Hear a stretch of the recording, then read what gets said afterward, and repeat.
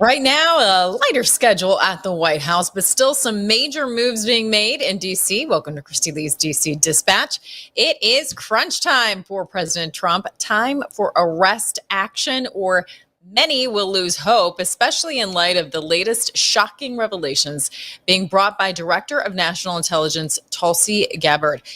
Trump took to Truth Social using Anonymous to bring us up to speed. Watch this. On December 9, 2016, inside the Obama White House, a classified meeting took place. Present were CIA Director John Brennan, DNI James Clapper, FBI Deputy Director Andrew McCabe, and several senior officials.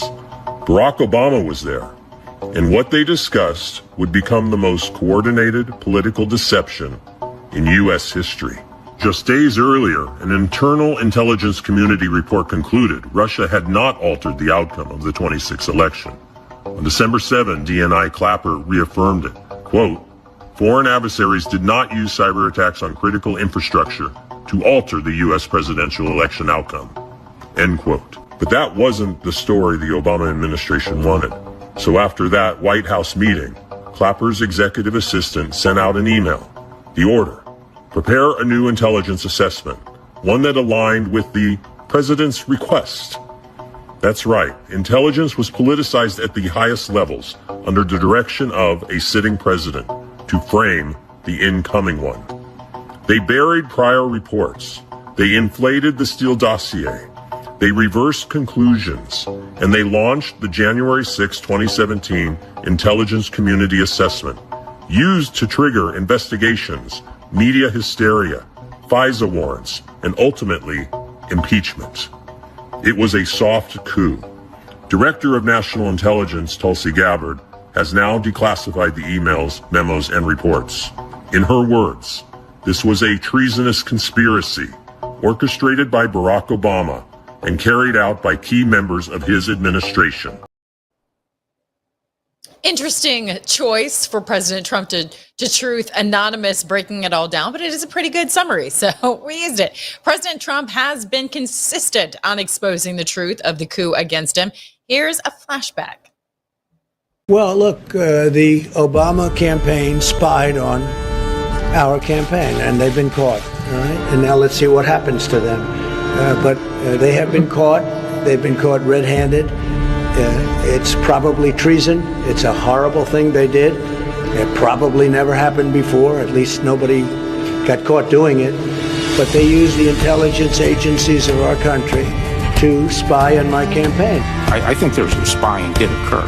Yes, I think spying did occur. President Obama knew about it. Joe Biden knew about it. Comey knew about it. Brennan, Clapper, the whole group, they all knew about it. Lisa Page, the lover struck, they all knew about it. And we have it documented, we have it in texts, we have it in all sorts of forms. They knew about it. It was a terrible thing. Should have never happened and should never be allowed to happen again to a president. This should never happen again. This was a setup like we've never seen. I think it's the political crime of the century. And they've been caught. So let's see what happens to them all.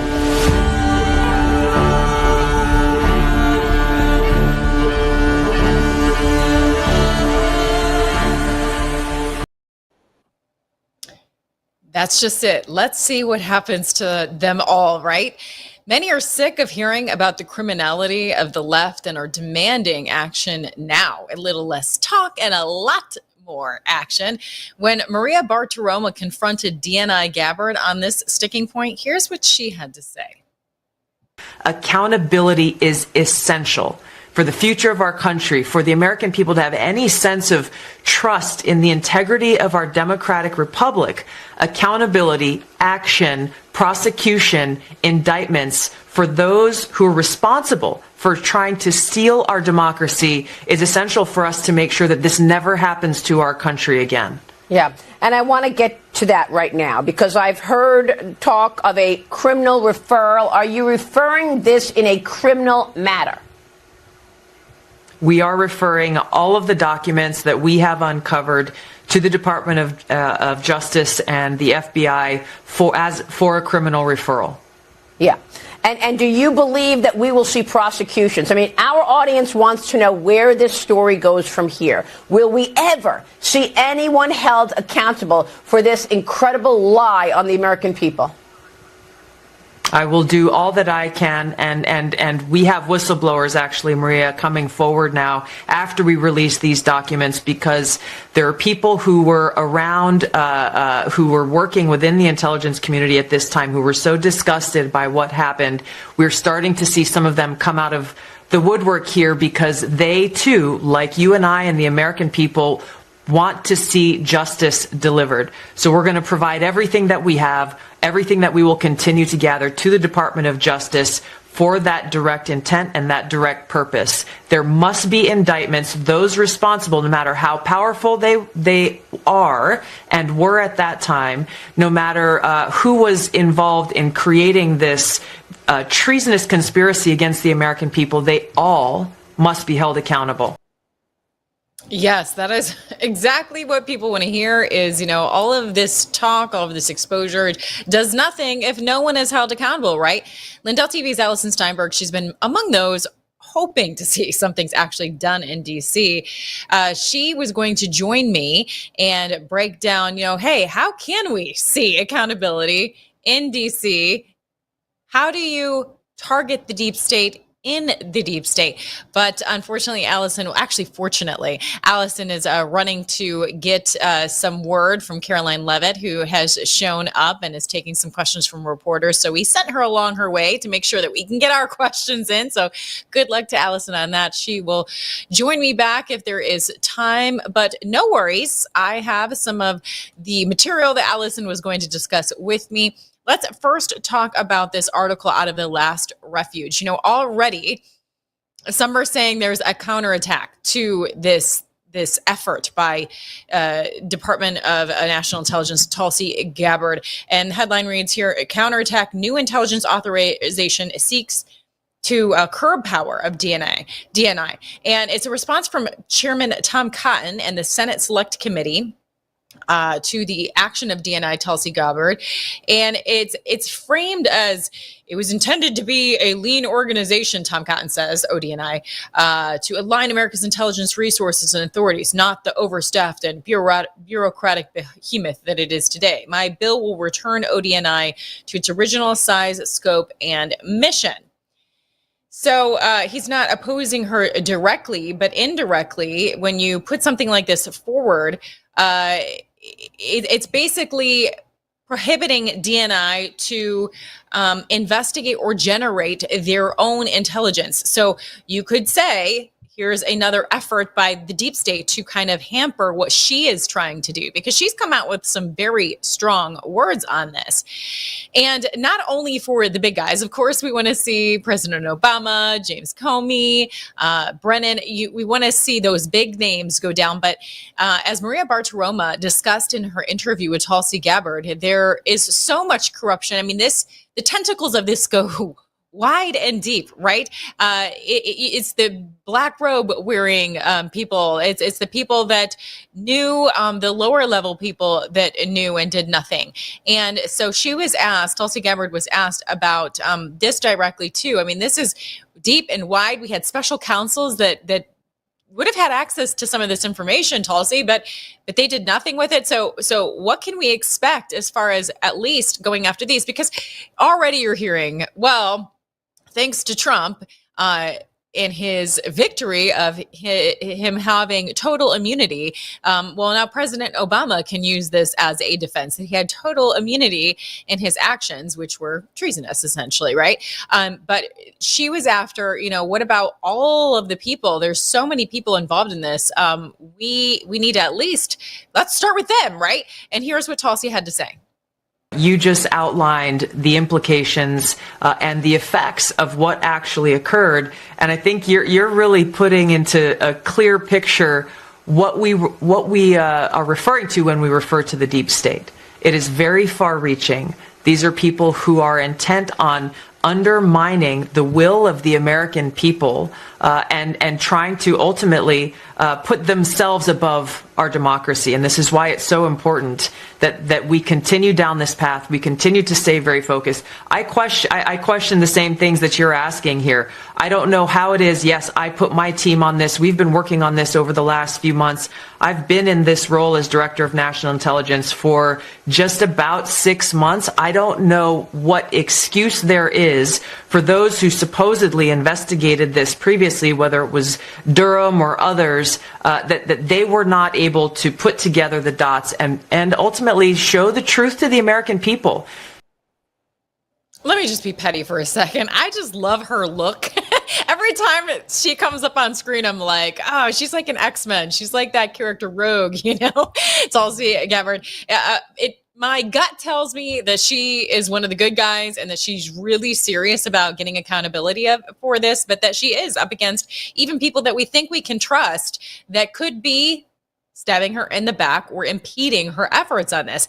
Either way, it's really, really imperative that there is action on this in light of anti-Trumpers trying to capitalize on the Epstein file fallout, right? And trying to tie Trump to Epstein. What's interesting is both of these, we've seen both of these topics kind of crossover. Susan Crabtree did an incredible piece on how the people that are behind this stupid article from the Washington Journal can be tied back to those that were involved in creating the Steele dossier. So it's really quite fascinating how these storylines are coming together.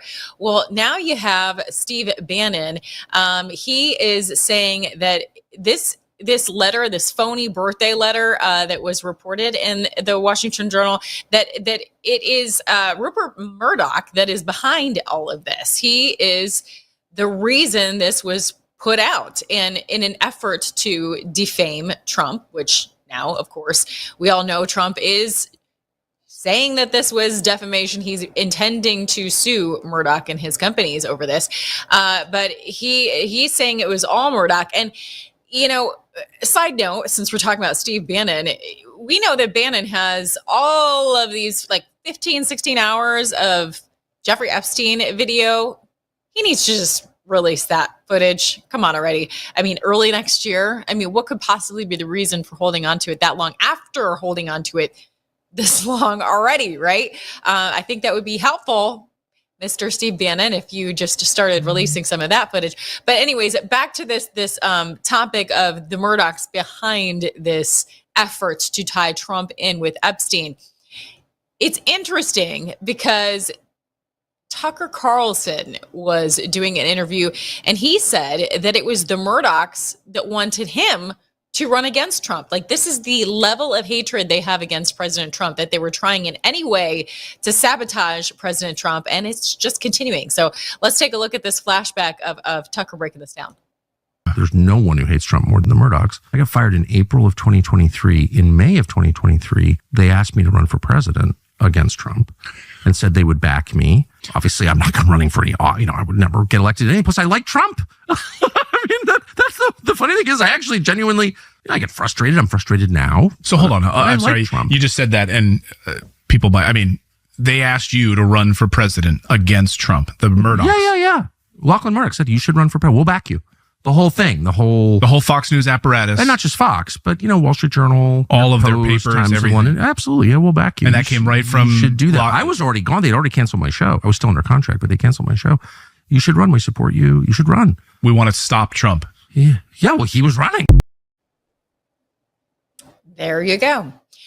And so a lot coming out, but I think the thing that we need to take away from this is something. This is I think a huge crossroads in the Trump administration. I feel like the clock is ticking, that his base, they need to see something powerful happen. Not just talk, not just more exposure, not just more hearings. They need prosecutions. They need arrests.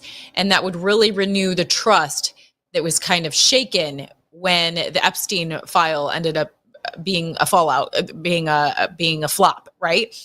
So they really need something like that to reignite some trust from their base. All right, we are going to be moving on from there, and we're going to be talking about how Trump is keeping busy, what to make of a new EPA that is up to old tricks. That's coming up. But first, just want to remind you that we're able to talk about these things freely and bring you the truth, let you know what's important because of our big man at the helm, Mr. Mike Lindell, who has been relentless in his pursuit of election security. He's been relentless in his pursuit of being able to honor you, his audience, with truth and transparency. And the best way to support his efforts to keep this as a source for your news, Lindell TV White House Coverage Live, is to go and continue to buy those products that you have come to love. You can go to mypillow.com /KL. That's mypillow.com/KL. Use promo code KL to support this show in particular. Get your favorites. I absolutely love the slippers. I'm due for a new pair already, not because they don't last, but just because I wear them all the time. They're great quality shoe. I just like that new shoe feeling, so I'm due to get myself some more of those slippers. They have dog beds. They have mattress covers. Of course, the tried and true pillows. We're still in the throes of summer. Get yourself a beach towel. There's so many deals on here. You just use the promo code KL. Take advantage of those deals. Try some new products. You might find that you have some new favorites. I just love the towels and their absorbency. Really, really, really high quality, hotel level towels, right? So go over to mypillow.com, continue to support what Mr. Lindell is doing here and bringing you the best of the goods and of the news, right? All right. Again, we are going to now be talking about how Trump is keeping busy. Yeah, there's all of this stuff going on around him. He has this crazy schedule, but he just continues to plug away, and he means business. President Trump's putting the heat on Senate Majority Leader John Thune. He's urging him to cancel the Senate's August recess to tackle urgent executive and judicial nominations. Trump's calling out Democrats for their Trump derangement syndrome, saying they obstruct, delay, and block, and he wants Thune to keep senators working to clear the backlog. I mean, my goodness, it's like, how many vacations do these people need? Like, stay and work, for goodness sakes. We don't get an August. Do you get an August recess? Do you get all these times away? So he's encouraging them to continue working. He also wants to see action against Adam Shifty Shift. Post-Millennial reports President Trump is calling for Senator Adam Schiff's prosecution, branding him a thief for alleged mortgage fraud, backed by a 2011 affidavit where Schiff claimed a Maryland home as his primary residence while representing California. You just think, like, man, how wow, like, that's really ballsy. I'm sorry I'm using that word, but I couldn't think of anything else. Like, to claim a primary residence when you're actually supposed to be representing a whole other state. Like, wow, the elitism of these guys. Trump says he should be prosecuted just like they tried to prosecute me and everyone else. The only difference is we were totally innocent. Schiff, of course, is calling it political retribution. Ain't that rich? Sorry. There was a plot twist. The president is also wanting to unwokeify sports. Here is his tweet post. He says the Washington whatevers should immediately change their name back to the Washington Redskins football team. There is a big clamoring for this. Likewise, the Cleveland Indians, one of the 6 original baseball teams with a storied past, are great Indian people in massive numbers, want this to happen. Their heritage and prestige is systemically being taken away from them. Times are different now than they were 3 or 4 years ago. We are a country of passion and common sense. Owners, get it done. Trump is threatening to block the Commanders' new stadium deal in D.C. if they don't comply. But owners Josh Harris and Chris Antonetti are standing firm, saying the current names are staying. We'll see what happens. Now, despite taking a hit after the Epstein memo downer, it appears Trump's approval rating is back up. Former Washington, actually, I'll get to that in a moment. I did want to play some sound from the former Washington Redskins defensive lineman and Super Bowl champ, Jason Buck, on this point that, it's the Indians that they want this too. They want the names back. Watch. just see him get involved in something like that is just fantastic for us. I mean, I'd give anything in the world to be able to meet with President Trump from the Redskins side. I mean, I'm a Native American, so I'm a real Redskin and a proud one, and a proud Washington Redskin from the glory days of Joe Gibbs. There you go. And as I said just before this, I jumped the gun there a bit. It appears Trump's approval rating is back up. Rasmussen reports that Trump's ratings bounced back to 50% as of today, holding steady from last week after a rough patch earlier this month. Now, coming up are the Trump administration's agencies in order. We're going to be taking a look at the EPA with the former EPA chief of staff. We're going to be doing that if she's ready just after this. Otherwise, more news to cover just after this break. The last time President Trump was in office, gold soared 50% and silver went up a huge 53%. Americans who invested in silver and gold during Donald Trump's first presidency are very happy that they did it. And right now, gold continues to soar to the highest numbers in history. These gains are just an appetizer for what's to come. Some market analysis are saying that gold is predicted to rise another 30% in the next year alone. So now's the time to invest in gold and silver, and that's why I partnered with Fisher Liberty Gold. Fisher Liberty Gold is a conservative-owned and operated precious metals investment company. They even helped my good friend President Trump get elected through their contributions to Turning Point USA and other conservative groups. I have dedicated my life to ensuring that people get the best sleep ever. And in addition to owning a MyPillow, I can now sleep well at night knowing that you can all protect your savings with precious metals with Fisher Liberty Gold. With Fisher Liberty Gold, you can sleep well knowing that your retirement is secure. And if you call now, you're going to receive your very own presidential gold guide and qualify for up to $20,000 in free silver. But wait, there's more. Call now or text metals to 26786 to receive your presidential gold guide from Fisher Liberty. And for a limited time, I will send you a free MyPillow for qualified accounts. This presidential gold guide from Fisher Liberty will tell you exactly why you need to own gold even while Donald Trump is president.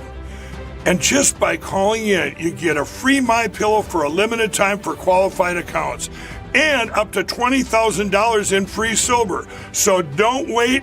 Call 1-888-4GOLD-19 or text metals to 26786 today. That's 1-888-4GOLD-19 or text metals to 26786 today to receive your free MyPillow and up to $20,000 in free silver.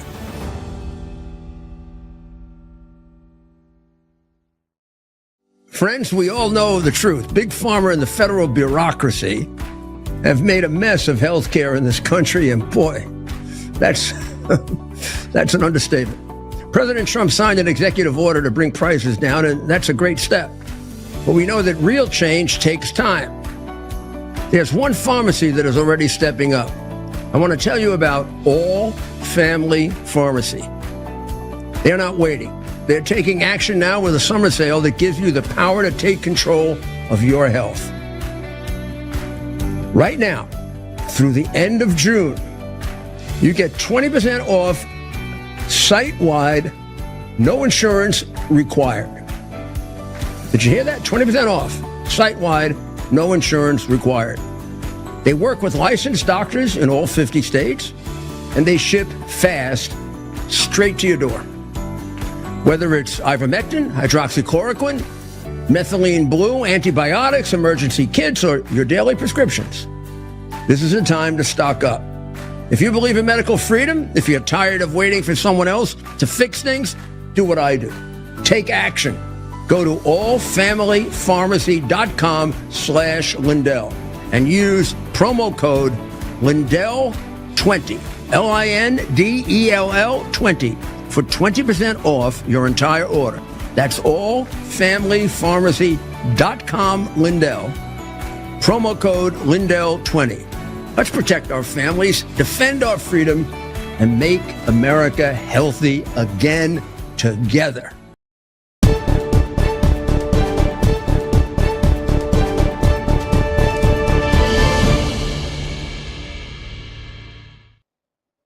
President Trump just signed an executive order to slash federal funding for solar and wind projects, tightening the screws on tax credits from the 2022 Inflation Reduction Act. The order pushes the Treasury to limit safe harbors for projects unless they're well underway and tells the Interior Department to end preferential treatment for renewables, all part of that one big Bill Act. It's also requiring Interior Secretary Doug Burgum to personally approve every wind and solar project on federal lands and waters, from leases to construction plans. Critics say this could delay or kill projects, with 10% of new solar and 1% of wind capacity at risk, while the Interior Department claims it's leveling the field for coal and gas. Here to discuss is Mandy M. Gunasakara, who has been at the center of U.S. energy and environmental policy for the last decade, from the Senate cloakroom to the Oval Office. She's a veteran environmental attorney, energy strategist, and communicator. Gunasakara served President Trump as the chief of staff at the U.S. Environmental Protection Agency, and currently she's a visiting fellow at the Heritage Foundation. Thank you so much for joining me. It's been a while. I've missed my fellow redhead. I know, it's great to be back with you and really brightening up the screen here next to you. Oh, thanks. Love it, Mandy. So I wanted to catch up with you, and we're going to be, of course, talking about the EPA, being that that's your specialty, and lots of big different things happening with the Environmental Protection Agency under this new administration. But, you know, I was intrigued by a description in part of your book, which I love the title of your book. It's called Y'all Fired, A Southern Belle's Guide to Restoring Federalism and Draining the Swamp. And there's a part in the description of the book that talks about how it's an insider account of an outsider's service in the Trump administration, bringing to life firsthand experiences of deep state bullying and the frustrating reality of having few tools to effectively push back. Now, that stuck out to me as far as the description of your book, because it feels like this is just a never-ending story. Little nod to one of my childhood favorite movies, Never Ending Story. Yeah, but it seems like we're in this never ending story of, like, there's the best of intentions, there's all this hope in a new administration, but constantly having to fight the deep state. Now, you are able to give a perspective of that as being someone inside of the Environmental Protection Agency. But what are your thoughts on all these new developments of exposing the deep state, and in particular in light of the big news of today, Tulsi Gabbard wanting to expose this essentially soft coup against President Trump? Well, it's interesting. You know, as she said, she's willing for justice to be seen through regardless of how far to the top this goes. And what she said and the information she released, that it stems from the president. And it goes to show you that a lot of this behavior, it does stem from leadership. So what we're seeing with President Trump is a significant change from using the deep state to do your dirty work and planting operatives to try to stay behind and thwart the incoming administration, which was President Trump back in 2016, and a lot of what we were dealing with. And just to note on that, it wasn't just about stopping the policy objectives of President Trump during his first term, which is bad enough and unconstitutional, but a lot of these folks went in the deep state, went out of their way to demean, demoralize, and discredit any of the political appointees working for President Trump. I was certainly on the receiving end of that, as well as a lot of colleagues. And so fast forward to today, you see the shift where you have President Trump who's going in, he's got a vision, he's doing the job he promised to the American people, was to put our interests as a country first, including increased transparency and revealing long overdue facts about the way the deep state operated, and one of the most egregious examples where they were trying to use their time, energy, and resources, which is taxpayer funded, mind you, to go after President Trump during his first term and all of the political appointees working for him. So I'm very excited. It's unfortunate, but excited with the great work that D&I Director Tulsi Gabbard is doing. This is coming out, and it's a revelation in a lot of ways to the American people, things that anyone who's been at the heart of the MAGA movement has been tuned into. But I think this really is going to break out into some of those more independent, centric minded folks that tend to be skeptical when you start talking about the deep state. I think they really see a very clear picture that the deep state, not only was it out of control, but it was corrupt, and that corruption stemmed from the very top. Yes, absolutely. And more specifically, it's a deep state that permeates so many of the different agencies. You worked in the Environmental Protection Agency, chief of staff there under the Trump administration. Now we have Lee Zeldin, and we're hopeful that under his leadership, things can improve, because we saw the disaster out in East Palestine, Ohio, how the Environmental Protection Agency handled that whole situation. We're continuing to learn more about the failures there. But interesting that Lee Zeldin recently came out, especially when you factor in the disappointment of the Epstein file release that wasn't. It was interesting to see him come out and talk about full transparency, that they're going to release everything when it comes to geoengineering. And but he also did, he was on with Benny Johnson, and he also talked about how the sky is so unregulated that it's hard to even do anything about these concerns. So let's play this clip, and I want to get your reaction on the other side. Seems as though there is like free range in order to do that into the atmosphere. And that seems like prima facie wrong. A requirement to notify NOAA when engaging in the activity that that one company, Make Sunsets, announced that they were going to be engaging in. But there is a lot of concern over a lack of current authority under current statute to be able to stop these activities if the activities get scaled up. Yes. So let's all just deal in facts. We be respectful of each other, have a thoughtful dialogue, and we can advance this conversation and then help inform that debate inside of Congress. So any thoughts there? I mean, it kind of threw a lot at you on the geoengineering, especially that since that's getting more exposure with what happened here in Texas, and his comments on, saying that chemicals in the sky is so unregulated that there's not really procedures to stop them.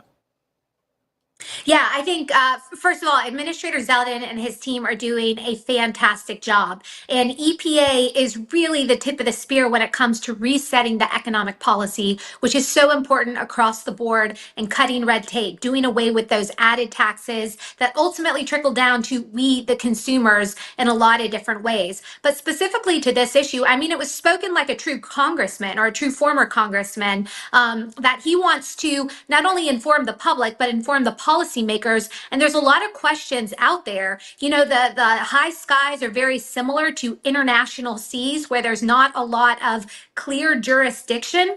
But when you have something like some of these geoengineering companies, they're promising, but they also come with a lot of questions and potential problems. We need to clearly understand that before they are let loose, so to speak. And so I think Administrator Zeldin, he is doing the right thing, where he's asking the right questions. He is going to create and provide additional information to the broader public, because the public has largely been left in the dark when it comes to specific geoengineering projects. If you were to ask questions about some of these over the past few years, you would quickly be labeled, like many of us in the MAGA movement, as some conspiracy theorists talking about things that aren't really happening. But these are happening. We know they're going to have some effect. We need to understand that, and then that needs to be taken to the public policy leaders in this country to come up with a coherent and responsible policy, so that the innovation can continue to the extent that it's beneficial,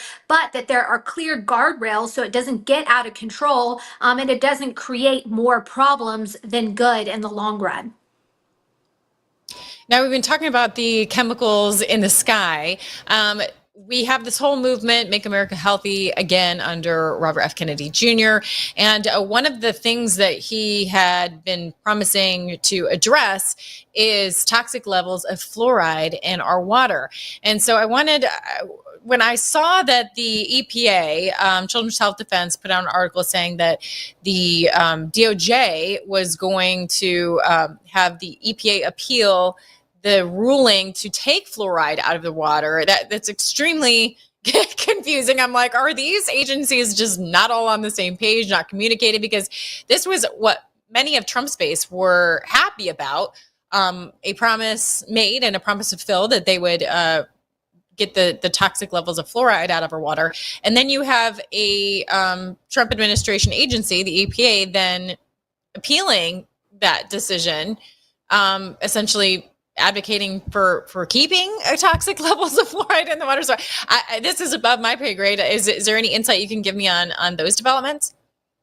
Yeah, well, they should end up on the same page. The way that it works at EPA is you work closely with the Energy and Natural Resources Division at DOJ. It's referred to as ENRD, in shorthand, DC speak, if you will. But nonetheless, they should eventually get on the same page. What I do know, and I'm not as familiar with this specific case and the appeal that you cited, what I know when it comes to fluoride, Administrator Zeldin and his team announced a couple months ago, I believe now at this point, that they were going to open up a study assessing what is the truth when it comes to the level of fluoride in water. Again, this is one of those instances where a lot of parents in particular have rightly been concerned.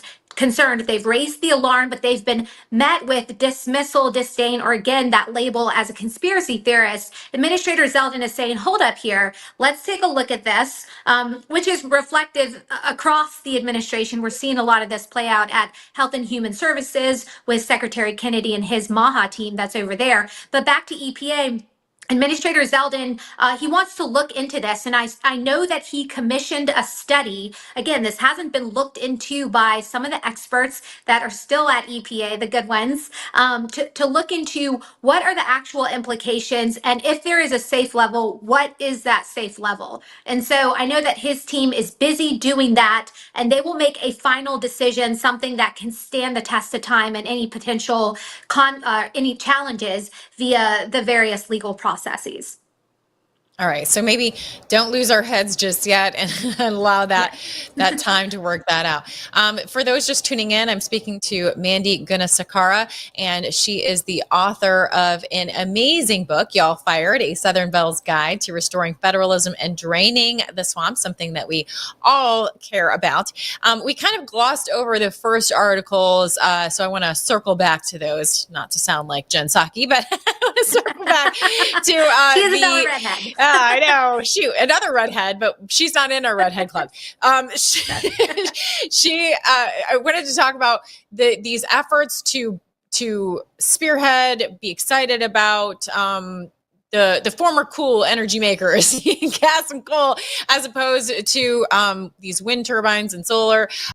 What can you tell me as far as these efforts to end the preferential treatment of the renewables in favor of the tried and true energy sources? Yeah, these decisions are long overdue. And look, this summer, we're already dealing with the effects of the Green New Scam, this preferential treatment that wind and solar have received, whereby you've had the forced closure by virtue of over-intensive regulations coming out of EPA, Department of Interior, to try and shut down coal, oil, and natural gas, traditional energy resources that provide base load energy, which is so important for reliability and affordability. You've been dealing with the past 4 years, shuttering those and replacing them. I'm going to air quote, replacing them with wind and solar, which just don't do as good of a job. And this summer, I was just listening to some analysis that there is, especially in the Midwestern United States, there's a number of states that with the next heat wave that's likely going to come through because it's summer and it gets hot, that they're expected to be dealing with a series of blackouts, and it's because of this over reliance on renewable energy that this is a really interesting fact. In some states, they only provide 1/10 of their nameplate capacity. Now, in layman's terms, that means they only provide 1/10 of the energy that they promised they would bring when they got all sorts of subsidies and preferential treatment by the federal government. And so that's created a major problem if you're looking at the energy grid, knowing that demand is going to spike when it gets really hot in the summer. And there are certain areas of the country that are in the red, meaning there's not going to be enough energy when this inevitably happens again. Now, fast forward to the decision today. This is really great because we need more coal, oil, and natural gas projects, as well as nuclear and geothermal. Those are the types of energies we want on our grid, energy systems. We want integrated into our grid because they're going to keep it reliable. They can adjust according to relative demand when we need all the lights on or all the lights off. They can adjust much better than wind and solar. Look, the Obama and the Biden administration's approach to energy, it's put us decades behind where we should be, especially considering increased needs when it comes to AI capacity and cryptocurrencies. So all of that coming together, these decisions, it really is about leveling the playing field for the types of energy resources that are going to power Americans' modern lives today, as well as meet growing energy demand in the future. And it is a wonderful thing to see, and consistent with what the president said he would do when he said he was going to reestablish energy dominance to the benefit of all Americans, especially in terms of reliability and affordability. Excellent. Yeah. And it does seem like he's trying to do all he can, because I know that there's some frustration, particularly in New York, with some of the projects that were based on the Green News scam that have continued to move forward. In particular, one of our White House correspondents is from New York and is particularly frustrated with some of these projects moving forward. But do you think that it will, in light of the recent developments with the executive order and Doug Burgum, that we could maybe see some changes or some halting of some of these projects? Yeah, I think if the people who are trying to build out these projects can't justify them in the basic sense, you do away with this preferential treatment and you get to the nitty gritty in terms of what matters for energy grids, which is being able to provide reliable energy when various consumers in these districts need it the most, as well as keeping prices relatively competitive. When you look at the nuts and bolts of it, some of these projects will not go forward, but that's to the benefit of Americans writ large and our energy grid. Our energy grid in recent years was downgraded for the first time in a long time, and this is because of policies. We have the technology and the wherewithal to have the best, most reliable, and cheapest energy in the world. We've just had to deal with 4 years where you had a leader taking us backwards, again with this preferential treatment. So yeah, some of these projects, they will not go forward, but in their place, you'll have things like American clean coal development, natural gas, oil, nuclear, and geothermal. Those will proliferate because when you do that nuts and bolts assessment, they're going to win out every day over wind and solar. Now, in light of your book, again, the name of that book is Y'all Fired, A Southern Belle's Guide to Restoring Federalism and Draining the Swamp. What kinds of challenges do you see in Trump 2.0, particularly in the EPA? Do you think they'll face some of the same challenges that you did? And also on that note, what's it like having written this book before there was a Trump 2.0 administration? Well, it feels really good because a lot of the last piece of it, there's 3 main parts is how I split it up. The last part is, what do we do about the deep state to rein it in? A lot of those policy suggestions and ideas have been integrated from day one. And so I would say, compared to the first administration, the second administration, they've come in with guns a-blazing in the sense that they've had a strategy, they knew what they were going to be up against, and importantly, they were ready for the various litigation that was going to come their way. We knew that any decision the president makes is that he's going to be sued. And the most recent decisions justifying his downsizing of the Department of Education, as well as the early retirement notices and the reduction in force, that he does in fact have that authority, something we knew but would have to be litigated through the courts. All of this is starting to play out. So it really is a wonderful thing to see. And I talked to a lot of friends that went back in the second administration, and they say it's very different dealing with the bureaucrats this go round. I do think some of the worst of the worst, they saw the writing on the wall and they left. They took advantage of those early buyouts that were offered, that, mind you, were very gracious buyouts.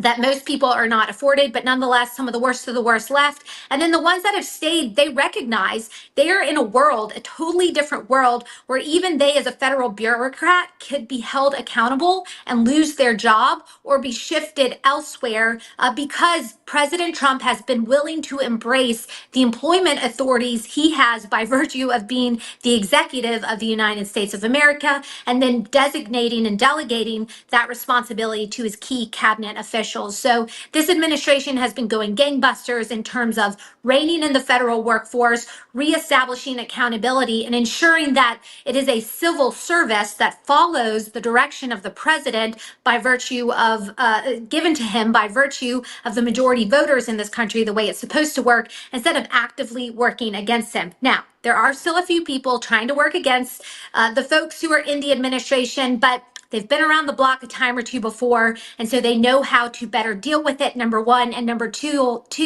they have tools available to them by virtue of the president's decisions early on to rein in the federal workforce to keep them in check. And it's been very good, very fruitful. And that's why you've seen massive policy changes occur so quickly and actually get done in a very robust, comprehensive way. Well, that's very encouraging to hear, especially from someone that knows firsthand what it's like dealing with resistance, dealing with the deep state, and just always a pleasure to hear your perspective with some encouraging news. For those of you who want more of one of my favorite redheads, you can go to X and follow her at Mississippi MG, and please consider picking up her book, Y'all Fired. So thank you so much, Mandy. Always great to be with you. Thank you for having me. You bet. With that, I have more in store for you coming up. Can Israel, or rather its leaders, be tamed? Do they need to be tamed? The White House is concerned. That is what's coming up next. Taking a quick break, and I'll have that after this. Whether it's being a weekend warrior or spending time with your family, feeling your best is the key to doing the things you love. That's why I'm excited to tell you about Nirvanta. It's a natural solution designed to help you stay active and live well naturally. Nirvanta is a topical blend of all natural essential oils like frankincense, myrrh, and a proprietary gold standard plant stock extract.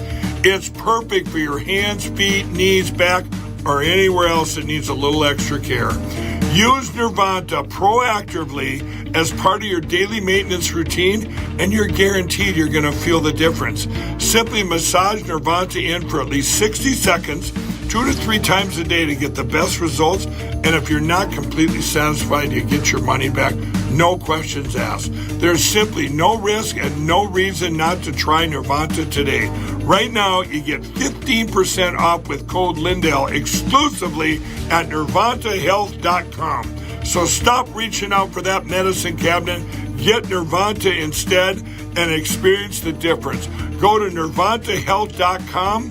Use code Lindell to get 15% off today. Nirvanta Health. Live well naturally.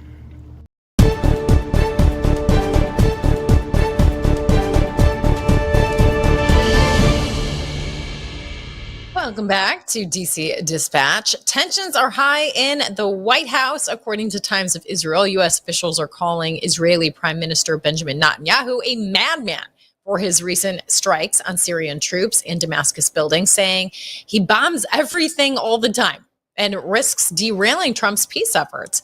The strikes aimed at protecting the Druze after clashes in Sweden sparked a heated call from Trump demanding Netanyahu express regret over a Gaza church shelling. Meanwhile, Netanyahu is down with food poisoning. according to All Israel News. He fell ill overnight, diagnosed with intestinal inflammation and dehydration, and he's going to rest at home for a few days while still running state affairs remotely. This comes as his corruption trial gets delayed again, with no court dates until September due to Knesset's summer break.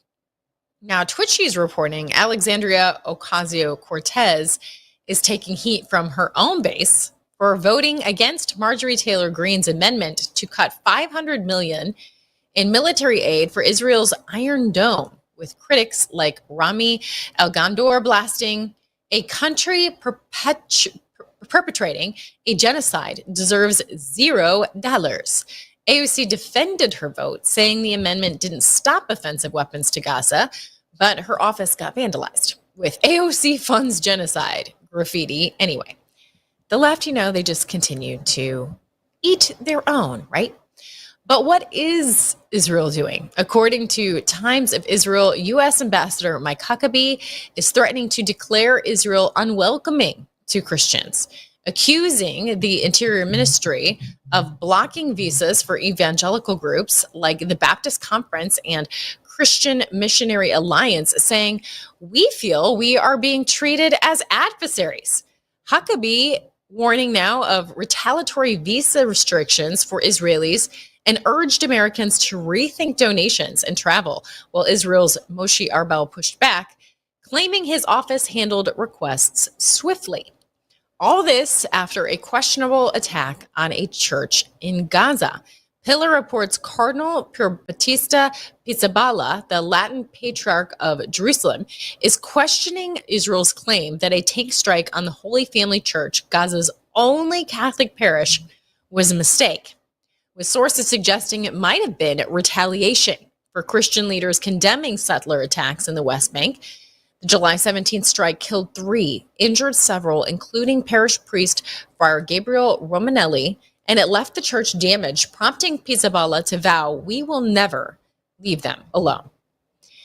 The Nelson Mandela Foundation is adding hostility to against Christians. It's offering grants to fight Christian Zionism, calling it a force for genocide and a barrier to Palestinian peace, despite Mandela's own nod to Zionism in his anti-apartheid struggle. Critics like the South African Zionist Federation slam it as a national disgrace, saying it betrays Mandela's legacy of unity under chairperson Naledi Pandor's anti-Israel push. Meanwhile, get a load of this hypocrisy. Hadika Arzu Malik, a former intern for NYC mayoral candidate Zohran Mamdani, took a $5,000 reward from a Holocaust Remembrance Foundation for promoting tolerance. Yet, you guessed it now, marches with anti-Semitic groups, calling for a Jew-free state. In her 2020 essay for the Freelander Upstander Award, she wrote, "I take it into my own hands whenever I see any bigotry." But recently went viral, screaming at NYPD officers and glorifying Hamas in a webinar. Could news like this inspire an NYC exodus? Or at least perhaps another one, because it seems like people have already been leaving New York City a lot, right? Well, that's what an Ohio governor candidate is hoping for. Fox News reports a Times Square billboard is sending a loud message. Funded by Vivek Ramaswamy's super PAC, the $50,000 ad urges New Yorkers to flee mayoral candidate Zohran Mamdani's job-killing socialist tyranny and move to Ohio, my home state, where I grew up. And where Ramaswamy's running for governor. It reads, "Worried about Zohran? Ohio is waiting for you," slamming Mamdani's policies like rent freezes and higher taxes. Moving on now to some news on immigration. I'm sure you heard of even more violence when it comes to protecting the violent, which is interesting. Frontlines is reporting local journalists are being swarmed by Antifa outside of the Portland ICE facility. You can see some of the violence right there. Antifa is pushing down the post-millennial reporter Katie Daviscourt, who says, you know what, this is a nightly occurrence and that Antifa has been threatening her life. Now you can check this out. An Antifa attack, a man wearing a 47 Trump hat outside of the Portland ICE facility. Watch this.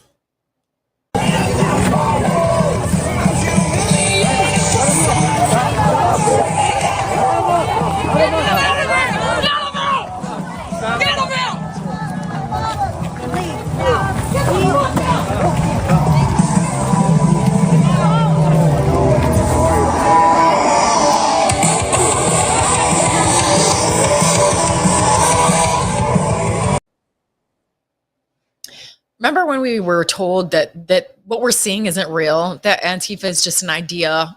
It's not an actual group of people. It's just an idea. You can't designate it a terrorist organization because it's just thoughts and ideas. As we watch Antifa going and beating up somebody else, it's just unbelievable that we, I mean, isn't it past time to do something about this problem? I mean, they were quick to go after parents in school board meetings, right?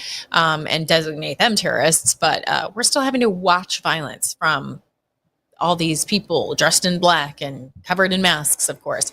But this is what the left loves, or has come to love: violence and lawlessness. And now an off-duty Border Patrol agent was shot in the face by an illegal alien, Miguel Francisco Mora Nunez, during a botched robbery in NYC's Fort Washington Park.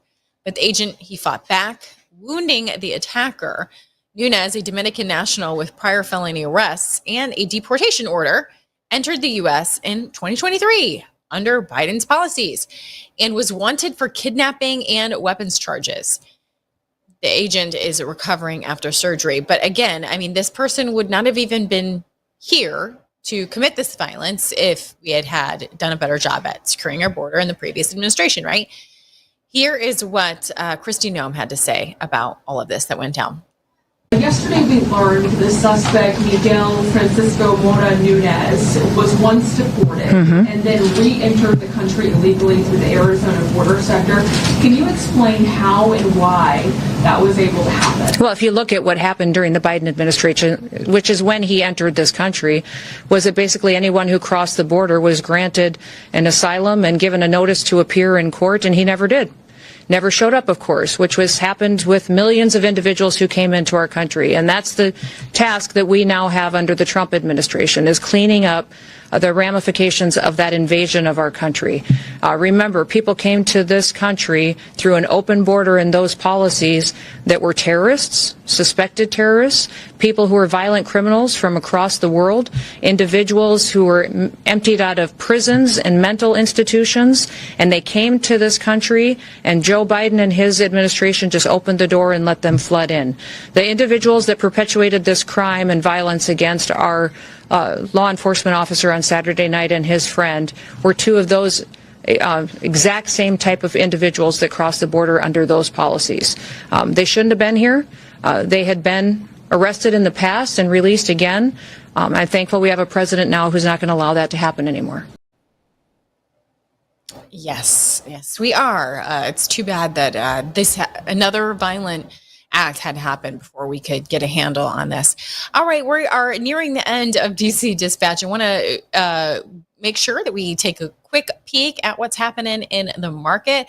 It is looking much better. We're back in the green at last check. We can take a live look at Market Watch. It does look like we may have dipped a bit in the Dow, but it says Dow is up over 200 points. S&P 500 and NASDAQ aim to refresh records as big earnings week kicks off. You know, this is actually especially remarkable because, as I said on Friday, it seems like the markets react to any negative news of Powell and they get a little wonky.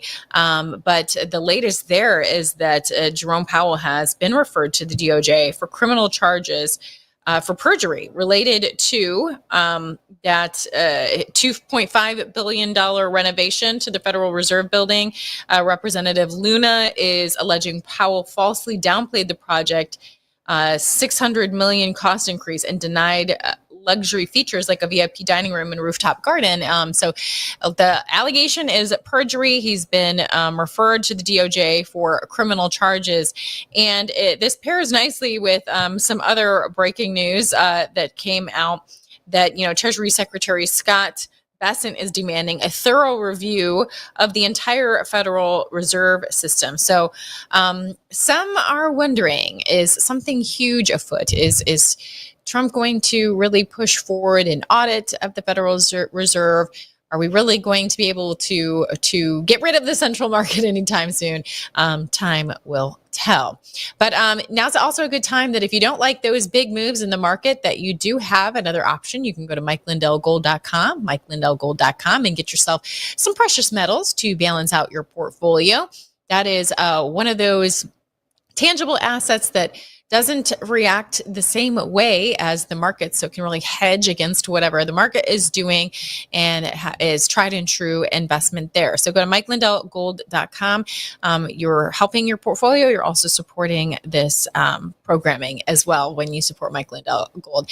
And with that, I am out of time. So thanks for watching DC Dispatch. Keep it right here, locked into Lindell TV White House coverage. We have so much more in store for you.